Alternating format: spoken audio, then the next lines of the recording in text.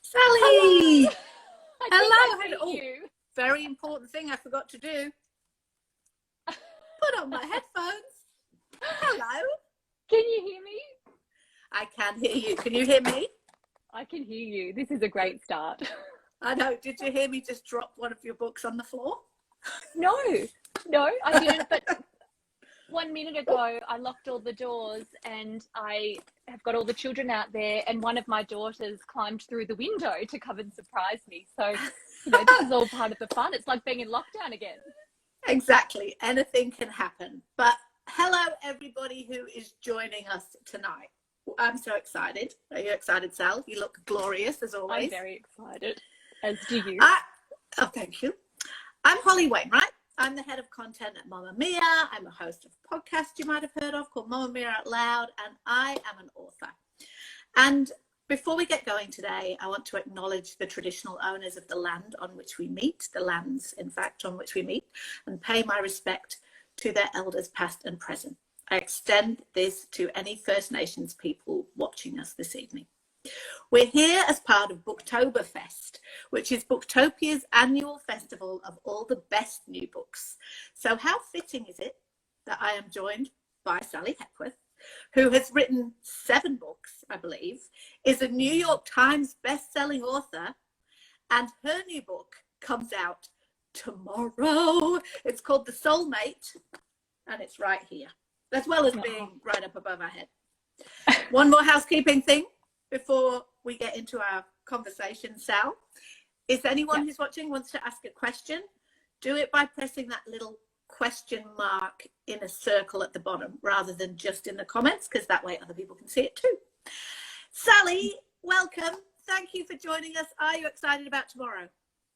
I'm excited about tonight because I have been sitting here refreshing Mamma Mia Out Loud, and it hasn't been coming on because it was a little delayed, and I was missing hearing your voice, and I just got this wave of comfort listening to you introduce us. So yes, I'm excited about tomorrow. I'm excited about tonight. Great. So tell us a little bit about The Soulmate.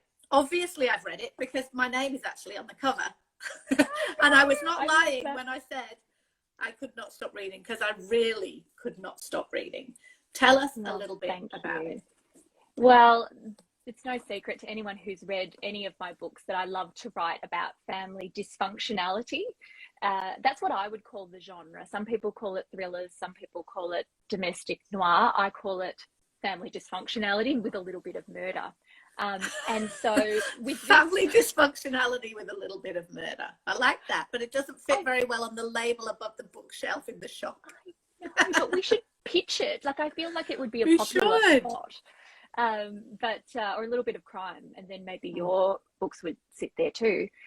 So this time with this book, I was looking for another dysfunctional relationship to write about, and what could be more dysfunctional than the relationship marriage. And it's no surprise that I came up with it during the very protracted Melbourne lockdown, where I was stuck in the house with my husband. Anyway, he's still alive. Quite intensive marriage during that time. Indeed. Everyone has a story, and not all husbands survived. But the way that I channeled it was to write about marriage. And The Soulmate is about 2 marriages.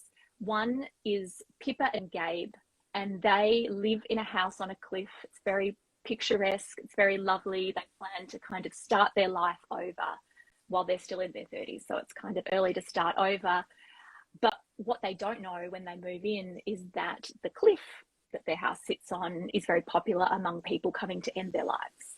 And that starts off as being a bad thing. But the silver lining, as it were, is that Gabe, the husband, kind of finds redemption in talking these people down from the cliff. And in the year that they've lived there, 7 people have come to the cliff. All 7 have walked away. And in the first chapter, so it's not a spoiler to say, in fact, it even says on the blurb, a woman comes to the cliff, and Gabe goes out as he normally does, and Pippa is inside the house, and she's watching, and she sees that he's acting a little bit different, and he is a little bit more animated than usual, and he looks like he's a little bit angry, goes a little bit closer to her. And Pippa looks away for a moment, and when she looks back, the woman has gone over the cliff. And she thinks that it looks a little bit like Gabe might have pushed her. So we go into that marriage as an exploration about who we trust and the lies we tell ourselves. And then we also go into the marriage of the woman who's just fallen off the cliff. Some of that story is told posthumously, but most of it is told in flashback over her marriage with Max. And they're two quite different marriages that, of course, intertwine as the book goes on. I just think, Sal, that it is such a brilliant premise for a book. This house on the edge of the cliff. As soon as I started reading it, I was like, yes, I can picture it exactly. And I can picture exactly the tension between how awful that would be to be in such a beautiful, picturesque place, because they live in a beautiful, sort of almost sea changey kind of village, don't they? Like area. And how beautiful and picturesque that would be, but then it has this really dark scene. And then, as you say, because Gabe's a very charismatic guy and he's very mysterious too, but when you first meet him and you first begin to learn about the relationship, it is such a brilliant, mysterious idea. Was that setting inspired by a real place, a place that you know, have lived yourself? Like, where did you come up with that idea? Yeah, the book is based in Portsea, which is actually where my parents live and where I grew up spending a lot of summers. And the reason it's there is that another little part of the inspiration was a news article that I read about a man who essentially was a cliff whisperer, a little bit like Gabe in the book. And he had talked people down. He'd passed away, but there was a kind of article that was written about his life as a cliff whisperer. And he did it at a place called The Gap in Sydney. Yes, and which I know well, and I was really conscious of two things. One, I like to write about places that I know and that I can describe well.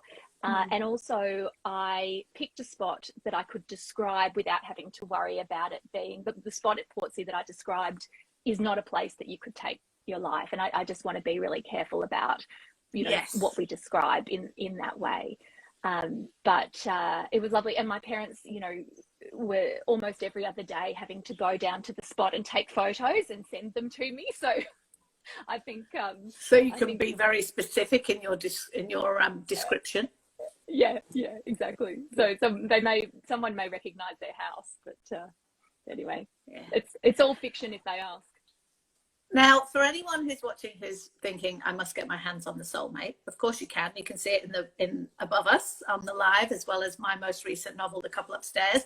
Of course, you can order a copy right now from booktopia.com.au or via the link in the bio. So make sure you do that, because I can't tell you how great this is. So it's actually funny, Sal, is that when so if you're an author asking an author to write a review of your book for the cover, sometimes the author's lucky enough to get a manuscript, which is what I was lucky to get with The Soulmate. Sally's publisher sent me a manuscript, and my mum was visiting from the UK. It was the first time I'd seen her in 3 and a bit years since because of lockdown and closed borders and everything.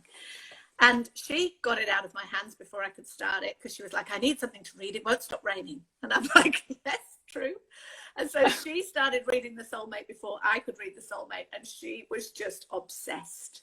And she also loved the sort of slightly intergenerational nature, because also there's quite a bit of detail in there about Pippa and Gabe's family and the relationship between the in-laws and the son-in-law, and then the other couple in it, and how they're a little bit older. And she just found it fascinating. I had to prize it from her hands. So I was like, I'm supposed to be reading this, not you. Well, that is very funny, because when I was at Portsea a week and a half ago, I went to the bookstore there with my mum, and she bought The Couple Upstairs. So I think we might have a bit of a mum thing going on here.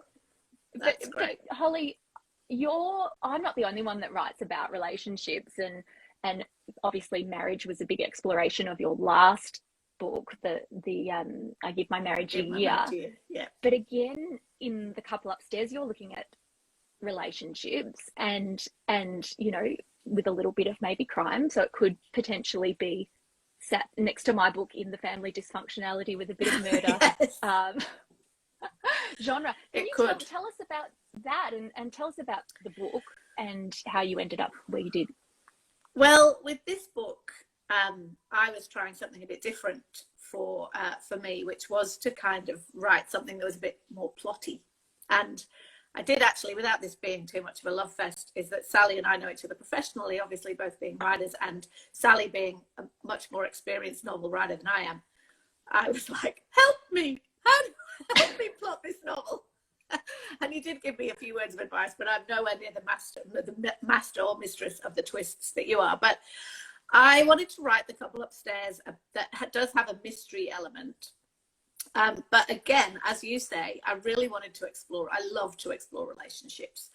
And The Couple Upstairs is about that line between obsession and abuse, perhaps. And actually, it's interesting. I wrote a piece on Mamma Mia last week where I say that I always say that, and it is what it's about, but it's also it's about coercive control in lots of ways, because it's about a woman who's living in an apartment block, perhaps a little bit too close to her neighbors, and she becomes really obsessed with the man who lives upstairs because he reminds her very intensely of a past lover with whom she had a very intense relationship years ago, though, decades before.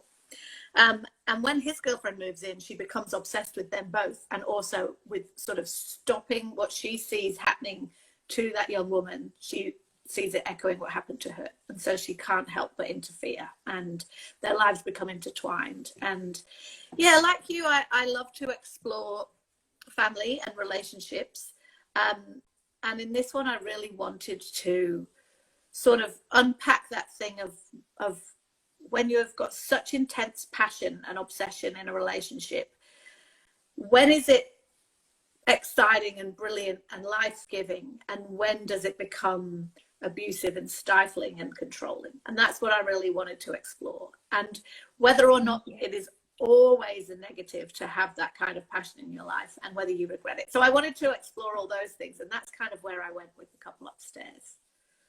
And you did it so well, Hol. And I will say that it's my favorite thing when people ask me about plotting, because a lot of writers think it's a dirty word. And the Couple Upstairs is the most magnificent book, and it's no secret that I love all of your books. And this one is another level. I remember reading it and I said to Mia, I can't stop reading it. It's her best yet. And she said, that's what I think. That's what everyone's saying. And, you know, you said you focused on plot, but that didn't take away one tiny bit of that exploration of family that you were just discussing, an exploration of feelings. And, you know, both can exist, and I think both should exist in a novel. And you just nailed it, because, you know, the reason you couldn't stop turning the pages is that you care so much about those characters. And you know, it's just a wonderful book. But did anything surprise you about, you know, having released the book, about the reactions that you got? Well, it's interesting because I guess that my past books have been lighter in subject matter. I mean, the last one was about a marriage that was sort of disintegrating, so that's not exactly a laugh a minute, but it was still very much in a relationship space. And I think some people, I've had a lot of messages from people who've said, oh, this was much more serious than I was expecting. And they weren't necessarily saying that in a bad way. They're sort of saying it's heftier than I thought, or more, or, you know, deals with deeper themes, which I find really interesting, because I think sometimes people sort of can, and I don't mean to make this sound sort of bitter or whingy in any way, but people can sort of dismiss what we term as women's fiction about as if it's about fluffy stuff. But your books are never about fluffy stuff. You know, your books are always about really interesting, well, as you describe it yourself, dysfunctional families, but all kinds of relationships and all kinds of thorny and knotty issues. You know, in The Younger Wife, there was alcoholism as well as abuse. And there's also amazing and intricate relationships between sisters. And, you know, I just find it's interesting that people almost go, oh, I think that these kind of books are fluffy and not very serious, when actually a lot of the most successful of the genre always deal with really meaty issues, because I think that's what women want to read about, really. They want our lives reflected, and as you know, it's not always sunshine and lollipops, is it? No, it's not. And that is something that I always hear, and I'm sure you're the same, that sometimes it's the subjects that you think, oh, you know, should this go in? Does this feel right here? That you then receive messages from someone saying, thank you, I feel seen, or, you know, I never had heard of this happening to anyone else before, or this is my friend, or this is my mum. And so I completely agree that you want to see, well, not always. I was going to say you want to see yourself in your books, but not necessarily if it's a bad thing, but it's a connection that you can give a reader in a lot of cases. Absolutely. It's very powerful. So I want to ask you on that matter of writing, as you do brilliantly, walking a line between darkness and light, I think, in all your books, to be honest. But was this a lockdown written book? It was, wasn't it? Because you write a bookie here, so you're always working on a lot of books. But what are your memories specifically of writing The Soulmate?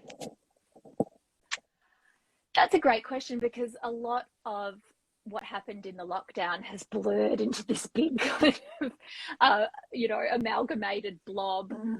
I wrote 2 books in lockdowns, and I sometimes get them mixed up. But the overwhelming thing that I think of when I think of The Soulmate is that it was a really nice book to write. Not necessarily the subject matter, but as you know, these books can take us to some dark places. Almost every book will take you to a place where you think, I can't write, I won't be able to finish it, this book will never sell, what am I doing? And this book, I'm sure did, and maybe I'm looking it back with rosy-coloured glasses, but what I found is that I wrote the book quickly. I had the fewest edits that I've had on any book. And that if I look back, I feel like it's pretty close to what I set out to do. Of course, you're surprised along the way, but I felt like, you know, I think someone said these books choose you. I think it's Elizabeth Gilbert says, you know, the books find you. And, you know, maybe it was the lockdown, maybe it was the subject matter, maybe it was, I don't know why, but this was a nice book to write in that it kind of came out the way I intended. Very rarely the case. Well, that's what I was going to ask, because I'm sure a lot of people watching us would be thinking, you know, Sally is a New York Times bestselling author. We're 7 books down. You're published internationally. Do you still think that? You still think when you're writing a book like this isn't what I set out to do? Like, does it get easier? Do you get more relaxed about it? Like, how do you feel about that? No, it doesn't get easier. Each book is challenging in its own way.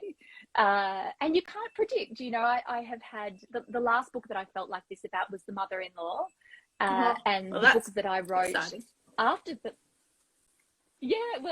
but then the book that I wrote after that, the Swingers book, was a disaster that didn't get published. So you know, if you listen to any author who's got a few books behind them, they'll tell you that the only thing that's guaranteed is more uncertainty and more ups and downs, and you've only got the last book that you wrote, and you know, you just keep at it. And you know, I hope to have another experience of a book that came out as easily as it did, but and I suppose that with an end product that I'm happy with, but there'll be other ones that I'm not so happy with, and that's just the life of being a storyteller. You know, there are some that kind of touch you more than others, and this one I think would probably be my favorite of the books I've written. That's so good. I find it really hard to tell. Like, I think that one of the things that writing, because I wrote the couple upstairs in lockdown, and obviously I live in New South Wales, you live in Victoria, we had very different experiences of lockdown, and also I moved in the middle of this experience, so I moved to the regions, but I feel like because the world was so weird when I was writing this book, and everything was so strange, and then I got COVID, and you know, all the things that we all went through during that time, I felt like I was no judge at all of whether it was any good. You know, I remember handing it in to the publisher and then walking my son to school that day, and on the way back thinking, I think I've made a terrible mistake. I think I should ask them to disregard that email and ask if I can just like get rid of it and start again. And then, so when you do get positive feedback about it, well, for me in this experience, when I did get positive feedback about it, I'm like, really? Because I just feel too close. I feel too close to it. I feel like the experience was such an intense time that I find it very hard to see whether I think it's any good or not. Do you ever think that about your books? Oh, yes. But I think that with you, I remember you being so nervous about it and you didn't want to show it to anyone. And I was one of the earliest ones to read it, which was, you know, a great honor. And I think that having read it, part of the reason is that maybe you knew in your heart that this book was something special, because I think that is kind of the scariest thing to let go of. That what if you're wrong? You know, what if people don't see it the way that you see it? And some of them won't. Like, we know that, and that's why you have to be very vulnerable to be an author. And we talk about author shame a lot, but I think that maybe in your heart, I'm kind of, you knew that this was something special, and that's what made it scary. Do you think maybe that could be the case? Maybe. I think because I felt a little out of my depth. And, you know, the cliches go that, you know, you only grow outside your comfort zone and all those things. So I think maybe that's true. Like, maybe I felt out of my depth, and so that was quite exciting. But yeah, there's a lot of doubt that comes along with writing, which I'm sure, I mean, every writer says, but I'm sure that often people who are looking from the outside are surprised to hear sometimes, especially somebody as successful as you. But I would love to know. Oh, sorry, go on. I was just going to say, I think that if there are authors or aspiring authors following, find yourself a crew as well, because some of the ways that I know we deal, well, Holly and Jessie are part of a little group that I send my bad reviews to. all the funny things that people send to me, and because there's something about shame that just feels better when shared. And as you say, you know, published authors aren't immune to it, and you need to get a good sense of humor and a crew that you can laugh with or drink with or cry with. That's very true. And I think it's interesting because you also have to kind of hold your nerve in terms of knowing what criticism to take on and which criticism to not.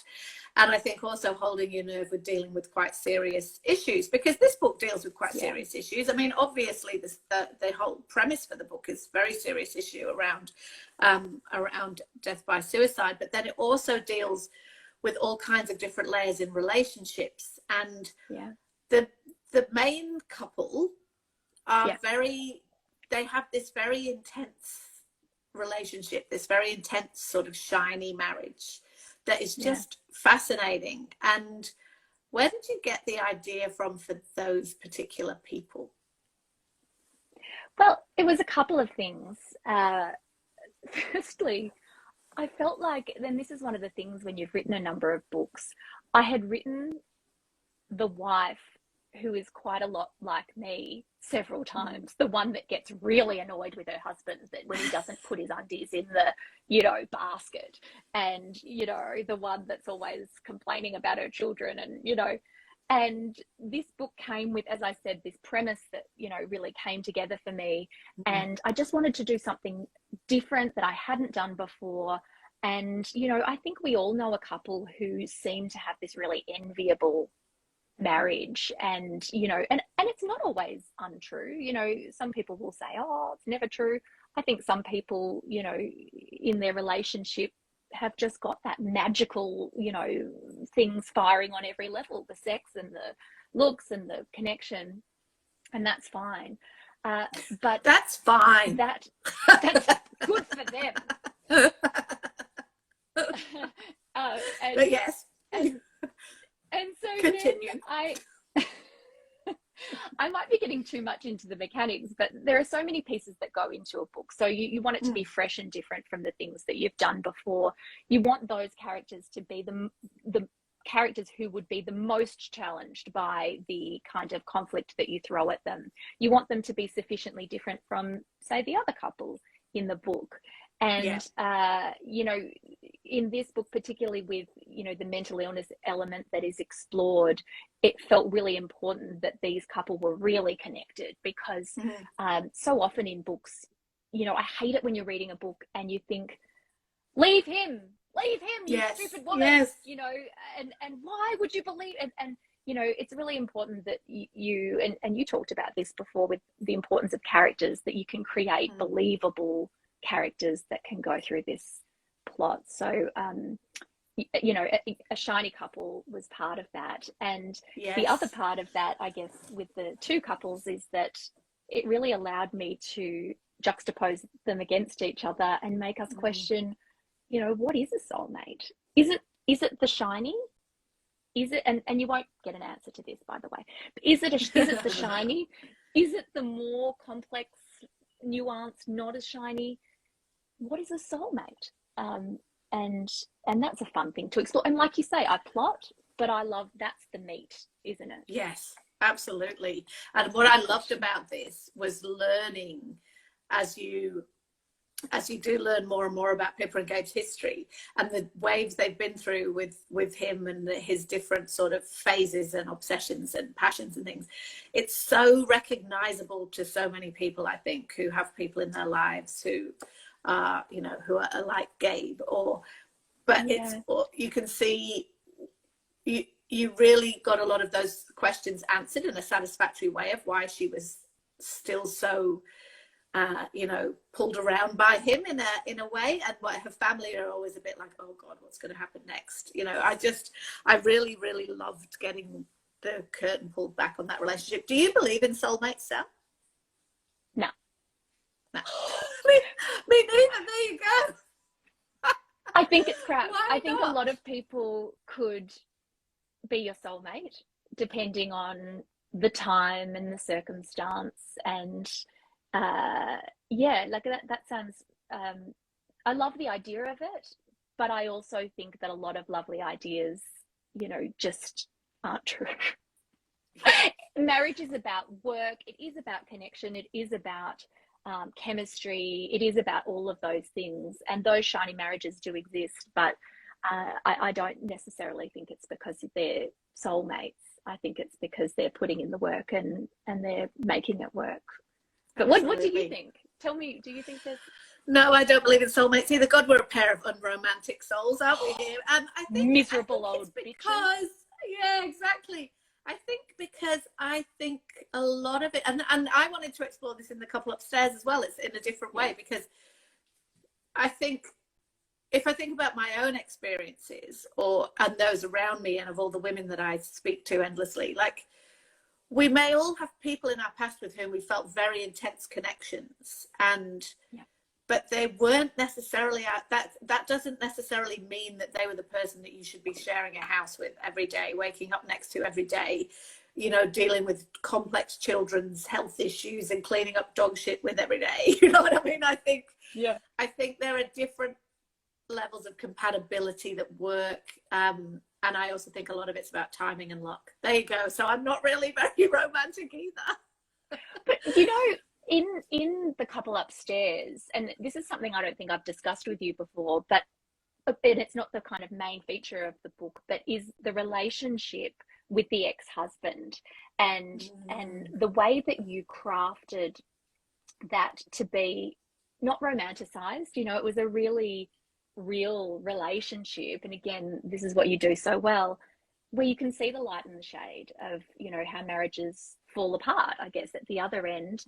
And you know, everyone will say that their ex is a narcissist. That seems to be what everyone says, but it's probably much more likely in most cases that there's, you know, much more light and shade to it. Is that something that you kind of went in trying to do? Yes, I didn't want Mel's ex to be a stereotypical arsehole, if I can say such a word. I wanted it to be a more complicated situation than that. And I think that what Mel realizes is that perhaps we often hear stories of people who have one of the intense kind of soulmate relationships that we were just talking about, and it ends in a garbage fire, and then they might settle down and marry the next sensible person who comes along. And sometimes that's the right thing to do, But I think that, you know, what Mel's kind of questioning is, but surely even then there needs to be a serious connection between us. Like there can't be, you know, you can see calm, mature, grown-up relationships that you might aspire to, but surely there still has to be something solid at the middle of it. And she's questioning whether she and her ex ever really had that, or whether she just kind of talked herself into it because that seemed like the grown-up thing to do. So I think I really wanted to explore all of those different themes. I think it's really, I just find relationships, both friendships and familial ones, and obviously romantic ones, just endlessly fascinating. And I think many of us do. I want to ask you, though, back to plotting for a minute. You are famous. Everyone who's got excited about The Soulmate and who has read your other books, you are famous for the twists and turns, right? And you're so good at it. And I did not. I mean, you understand, obviously no spoilers, but you understand relatively early in this book that these two couples are connected.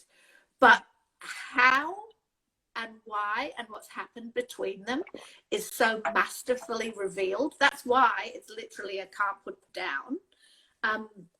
But do you feel pressure every book, because you're so well known for being the mistress? That's a terrible word. You're just masterful. Master of plot. Yeah. The mistress of plot. For your twists and turns to get bigger each book. Do you put yourself under pressure for that, or does it begin to come kind of naturally to you?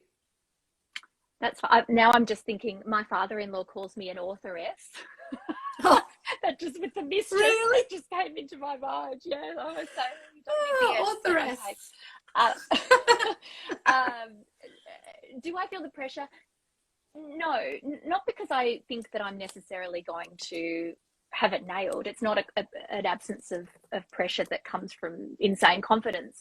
It's more just that the writing of the book, and this is so funny because I am a plotter, doesn't help me because I always end up doing millions of drafts, but in those drafts the twists reveal themselves. I'm always thinking about it, and I'm also open to the fact that or to the possibility that some of my books won't hinge on a giant twist. You know, they will always have that suspense element. I love a book with suspense, but there's lots of different ways to create suspense as well. And you know, I think your books are a great example. Say the I Give My Marriage a Year, where no one was going to die, you know, or I suppose the metaphorical death of the marriage, you know, is something at stake, but it doesn't always have to be those kind of breakneck twists that propels the pages. So yeah, just to answer that, I guess, no, I don't feel the pressure because I stupidly trust the process. But you know, I might call you in a few months and say it didn't work. Speaking of process, people who follow you know that you're very transparent about your process. You pull back the curtain on a writer's life in a way that I know so many people find so engaging. But there'll be some people who are watching who don't know about how you write. So Sally is a full-time authoress, as her father-in-law says, who writes I'm going to change my bio every year, which is amazing.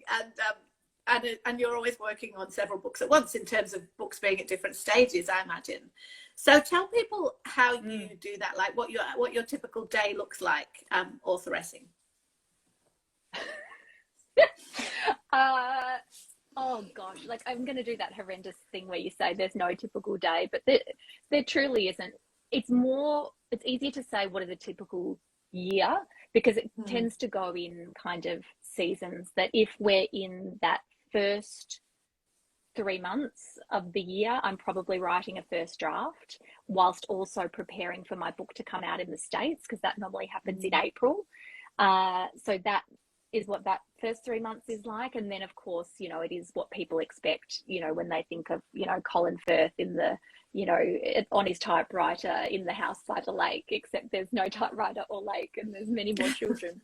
But that's, you know, the basic day.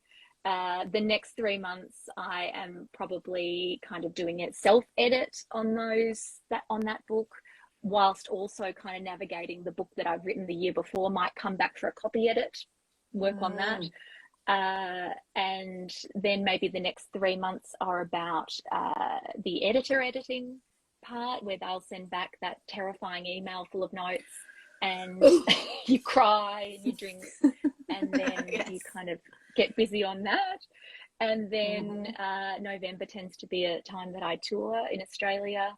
And, and then in between all of that, there is just the bits of promo, the talks that you do, occasionally I'll visit a book club, or, the social media, and that kind of filters in through the cracks.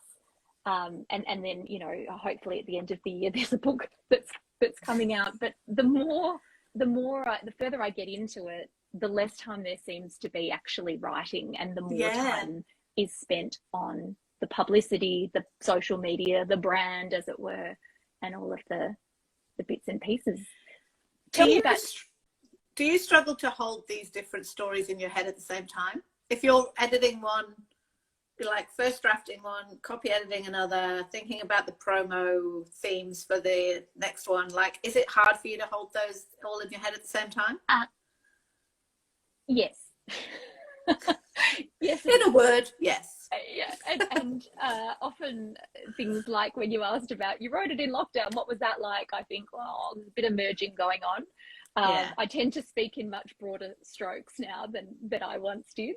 But you muddle through. I think the bit that builds confidence is not that you're so good at it now that you'll never make mistakes. It's more that you think, well, I got through that really shit time, so I'll probably get through this really shit, confused time too.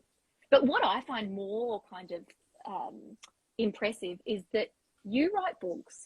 You also have got a massive full-time job, and all of the things that come under that umbrella. Like, that just blows my mind. Like, how do you manage to compartmentalize all of it and get it done? I think badly. I think things like my life is generally a bit of a mess. But I definitely have times when I'm leaning more into writing, and times when I'm not. So I do have to start another book any minute now, and I'm kind of, but work is in a very busy phase because we're touring Mamma Mia Out Loud, and we've got lots of things going on. So and we've just moved house, and all of the things. So right now there doesn't feel like there's any space in my head for getting this next novel sorted out. But I'm very deadline driven, I think, from being a journalist for so many years and working in deadline heavy environments for so many years. So I'll start to panic about that deadline soon, and that will force me to focus. And I am a crammer, a pantser, as you know. As they say, there are plotters and pantsers. And I always am in a horrendous rush at the end. And I remember with the couple upstairs, I was messaging you and I was going, it really isn't going to get finished this time, and I don't know what I'm doing, and it's terrible. And you said to me, it's just your process, Holly. This is just your process. And I was like, oh, so chaos is just my process. That's good. No, last minute panic and fear that it'll never come together is your process. It is. And then it does. Process. It boosts you. And then it does. And then there's so far it has. So, and then there's the inevitable edit phase, which I kind of love as an editor myself, or, in a very different kind of world. But I also love getting indignant about it. That period where you're just like, what do they mean?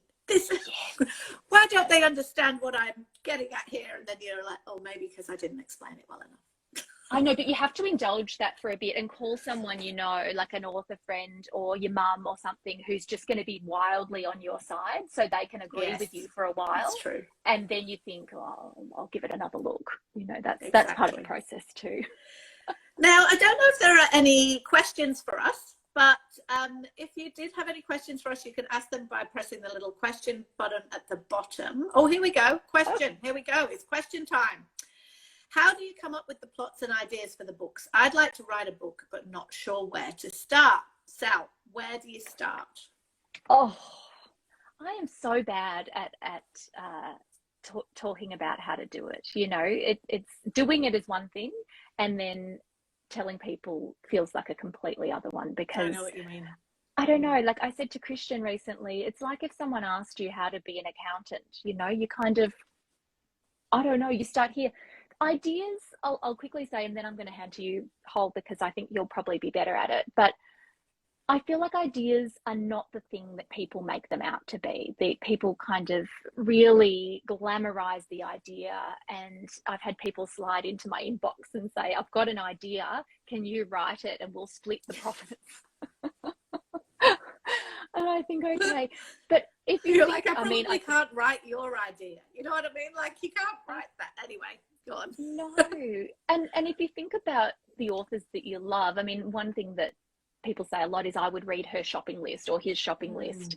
And what they mean to say is there's something about how this author crafts a character and a story that I find appealing. So I think I'd probably subvert that question and say it's about start writing, find your voice, find the things that you love to write about, and then a story might find you, or an idea might find you. I don't know.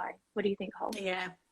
I think ideas come in different guises, but what I think you're right, that there's a bit of a misconception, and sometimes I still think this, where I think I'm not, so there might be a part of a book that I'm really stuck on. Maybe it's the title, for example, even, or, you know, something like that. And I'll think that idea is just going to come to me one day. It's just going to strike me. I'll be doing something else and it'll come. Now, sometimes that happens, but sometimes that doesn't happen. Like, you can't sort of just will ideas to come, you know. So I think for me, with the very first novel I wrote, which is called The Mummy Bloggers, which is about women writing on the internet, that idea did come to me because of the environment I was working in and everything. And I was like, I've got a really good idea for a book. And that's where I started with that, by being inspired by what was around me. But then the subsequent books have come to me in very different ways. So I think that authors in general are just very observant, bowerbirdie type of people, even if they don't realize they are. And I mean, there's a whole ethical murkiness there sometimes, of like, someone will say something and you're like, there's a book in there, you know, or a little incident that happens in your life or someone else's, or something that someone says. And so I think you've just got to have your ears open. You've got to be thinking, your ears and your eyes open, and you've got to be looking out to see what comes. But unfortunately, I don't believe they just fall from the sky. No, but you could maybe start with the big, like I usually start with the relationship. This is going to be about marriage, or this is going to be about a mother-in-law, and then it builds, you know, of course, as soon as the mother-in-law, well, then of course, you know, someone was going to murder her, because obvious, and then, you know, and then who did it, and so it becomes that series of questions that you keep asking why, and you know, so that might be a tip. It leads you somewhere. Think of something you're interested in and keep asking questions to dig deeper. Next question from one of the wonderful people watching tonight. Out of all your novels, which one took you the least time to write? Hol, you answer that one. The first one, because I foolishly didn't know, well, I mean, I still sometimes often feel like I don't know how to write novels, but I really didn't know how to write a novel. I just had this idea.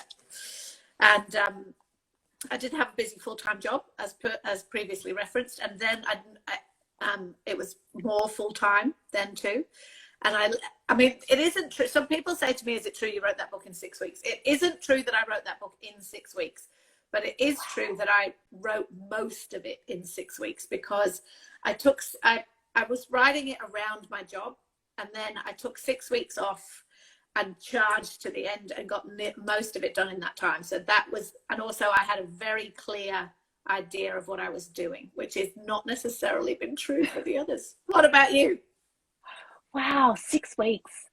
I think that actually, well, The Soulmate was the quickest, and I found that out recently because my publisher in Australia was asking when my new book's due, and I said, oh, what do you, like, leave me alone, it's not due yet.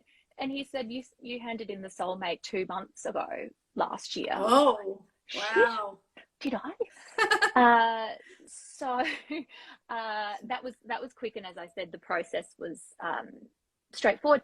But I think that the 6 weeks, in a way, is almost, it takes 6 weeks to kind of vomit out that first draft. For me, there's some, especially if you're doing that fast and furious thing, I can actually, and then I have to go immediately back to the start, and you know, but it can be a really useful exercise to just blurt everything out, including stuff that probably won't end up in there, or you know, and let yourself do that. And then you've got this nice kind of body of work to sculpt and work with, you know, as you go through the drafting process.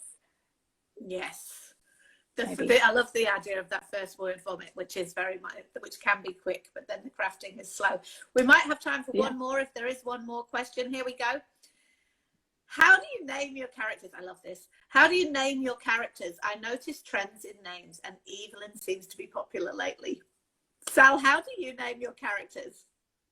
I don't think I have an Evelyn in my books. This is a really crap answer, and I was very heartened by hearing Jane Harper say something similar recently, and that was that it's a fairly arbitrary process. Yeah. I will kind of, you know, they don't even have names for a while. They'll just be the husband, the wife, you know, as I'm kind of getting it as a concept. And then the moment that I have to name them, I will think about how old they are, what kind of person they are, and then I'll try and think of what my mum's friends are called, if that's the age group, or you know, the school mums, or you know, I try not to fall into the trap of putting all my favorite names in there or whatnot, because you know, there is a style of name at each kind of age group and you know, socioeconomic group, etc. But as most of my friends will know, I put little nuggets in for people that know me. Like whenever there's a teacher, I give them a name of one of my teachers at school. A few of my friends have wanted their name to be in there, and one of my friend's husbands asked to have his name in there, and he specified that he be a doctor because he always wanted to be a doctor. So that's great. You threw him but what if, you got to be a doctor for a couple of pages. What about you? How do you name your character? I'm just looking at the bookshelf next to me, because I literally have a baby name book. That is a really old one, like a hardback old baby name book, that when I'm stuck, I get it out and I just flick around through it. But I, like you, it's not massively important to me, because when I very first started writing fiction, I used to get completely hung up on names. It would stop me. Like I'd justify wasting days, you know, like picking the perfect name for this person, and I realized it was just a procrastination technique.